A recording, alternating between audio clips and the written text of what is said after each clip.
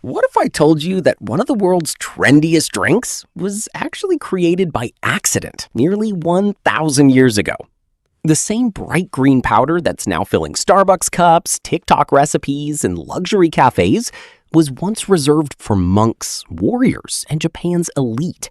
So, how did an ancient meditation drink become a multi-billion-dollar obsession? Today, we're uncovering the complete story of matcha, from its surprising origins to why people are willing to pay over $100 for a tiny tin of green powder. Let's get into it. Chapter 1. The tea that wasn't born in Japan. When you think of matcha, you probably think of Japan. But here's the twist. Matcha wasn't actually born there. Its story begins over 1,000 years ago in ancient China during the Tang Dynasty. Back then, tea wasn't brewed using tea bags or loose leaves. Instead, tea leaves were steamed, compressed into hard bricks, and transported across the country. Whenever someone wanted tea, they'd shave off a piece of the brick, grind it into powder, mix it with hot water, and whisk it until frothy. Sound familiar? That's basically the earliest version of matcha. But surprisingly, China eventually abandoned this style completely.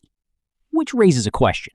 If China stopped making powdered tea, why is Japan now famous for it? Chapter 2. The Monk Who Changed Everything.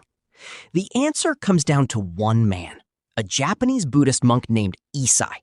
In the late 1100s, Isai traveled to China to study Zen Buddhism. While he was there, he noticed something fascinating. The monks weren't drinking tea just because it tasted good. They were using powdered tea to stay awake during long hours of meditation.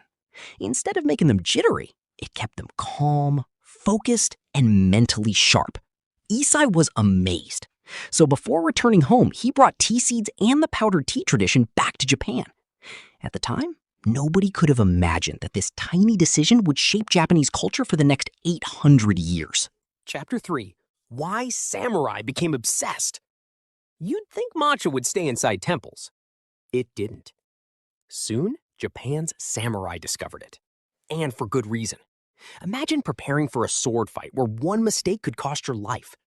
You'd want laser-sharp focus. Matcha became the perfect drink.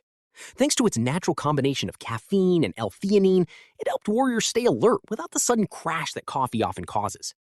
Whether they fully understood the science or not, they knew one thing. They fought better after drinking it.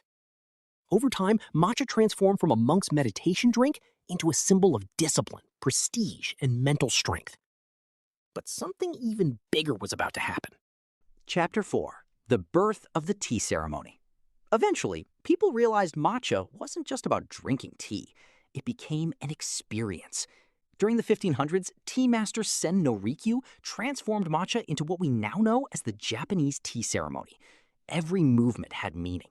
How you folded the cloth, how you held the bowl, how you whisked the tea. Even the silence between conversations mattered. The ceremony focused on 4 simple principles: harmony, respect, purity, and tranquility. For many Japanese families, preparing matcha became less about caffeine and more about slowing down in a world that never stops moving. Ironically, that's exactly why matcha is becoming popular again today. Chapter 5. The secret behind matcha's bright green color. Now, here's something most people don't know. Not all green tea becomes matcha. In fact, farmers treat matcha plants very differently. About 3 to 4 weeks before harvest, they cover the tea plants with large shade cloths.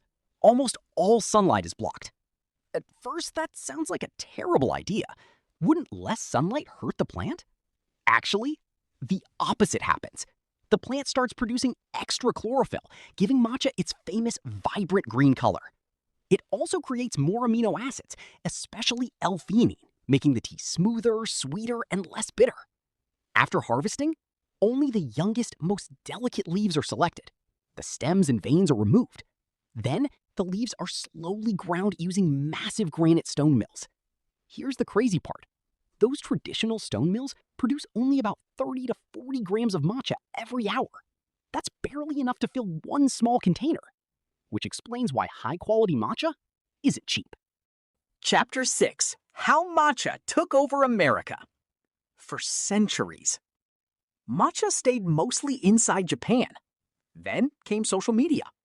Instagram loved the color. TikTok loved the aesthetic. Coffee lovers wanted a healthier alternative. Fitness influencers promoted it. Celebrities carried iced matcha lattes everywhere. Suddenly, matcha wasn't just tea anymore. It became a lifestyle.